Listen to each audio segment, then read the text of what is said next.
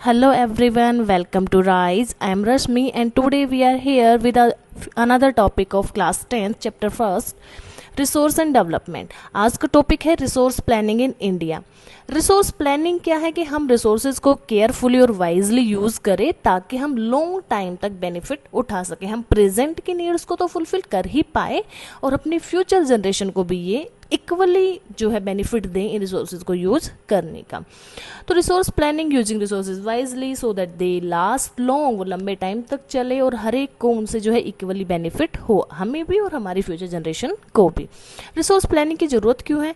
क्योंकि इंडिया में resources unevenly spread है। कहीं पे बहुत ज़्यादा किसी मिनरल्स हैं, कहीं पे बहुत ज़्यादा जो है एनर्जी प्रोड्यूसिंग चीज़ें हैं, कहीं पे पानी बहुत ज़्यादा है, कहीं पे कुछ और चीज़ें बहुत ज़्यादा है। तो अनइवनली स्प्रेड है। जैसे कि यहाँ पे एग्जांपल दिया है, झारखंड छत्तीसगढ़ मिनरल्स में रिच है बट पुअर स्टेट्स हैं।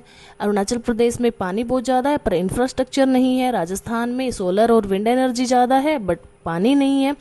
तो 3 स्टेजेस होती है रिसोर्स प्लानिंग की। पहली स्टेज हम आइडेंटिफाई करें कि कितनी इन्वेंट्री, कितना स्टॉक यहाँ पे रिसोर्स का है। सर्वे करें, मैपिंग करें, उसकी क्वांटिटेटिव और क्वालिटेटिव दोनों, कितनी क्वालिटी में कितना अच्छा है, क्वांटिटी कितनी है, ये सारी चीज़ें एस्टिमेट करें उस रिसोर्स की। सेकेंड थिंग, हम प्लानिंग स्ट्रक्चर बनाएं, मतलब टेक्नोलॉजी है या नहीं है हमारे पास उस रिसोर्स को यूज़ करने की, स्किल्स है या नहीं है, कोई इंफ्रास्ट्रक्चर या इंस्टीट्यूशनल सेटअप तो नहीं चाहिए। ये सब करने के बाद हम इस प्लान को इम्प्लीमेंट करेंगे। नेशनल गोल और जो भी डेवलपमेंट प्लान्स है गवर्नमेंट के, उनके साथ इसको मैच करते हुए हम इम्प्लीमेंट करेंगे।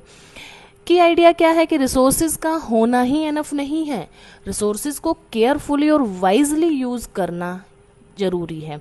हमें प्लानिंग इसी के लिए चाहिए ताकि हम एफिशिएंटली यूज़ कर पाए, क्योंकि टेक्नोलॉजी, इंस्टीट्यूशन और लोग मिलके काम करेंगे तो रिसोर्सेज को हम लंबे टाइम तक यूज़ कर पाएंगे, उनके बेनिफिट ज़्यादा लोग ले पाएंगे और इवनली ले पाएंगे। कंजर्वेशन रिसोर्सेज क्या है कि रिसोर्सेज को हमें वाइजली यूज़ करना है, केयरफुली यूज़ करना है ताकि हम आज तो यूज़ कर ही पाए उन रिसोर्सेज को, हमारी फ्यूचर जनरेशन भी उनको यूज़ कर पाए, उनके लिए भी रिसोर्सेज अवेलेबल हो। रिसोर्स कंजर्वेशन की method reduce, reuse, recycle, renew, ये आपने काफ़ी बारी पढ़े होंगे, क्लास 8 से ही पढ़ते आ रहे हैं। 3R, रिड्यूस का मतलब जितना हम यूज़ कर रहे हैं उसको थोड़ा कम करें, जहाँ भी वेस्टेज है उसको हम अवॉइड करें। रीयूज, एक ही रिसोर्स को मल्टीपल टाइम हम यूज़ करें। रिसाइकल, अगर हम उसको कन्वर्ट करके किसी और चीज़ में, किसी और रिसोर्स में हम बना सकते हैं, उसे किसी और चीज़ बना सकते हैं तो उसको हम रिसाइकल करें, उसके मटेरियल को, अगर मटेरियल यूज़फुल है तो। रिन्यू, ऐसी चीज़ें यूज़ करें जो जल्दी से अपने आप को रिप्लेनिश कर रही हो, जैसे रिन्यूएबल एनर्जी हुई, उसको हम यूज़ करें।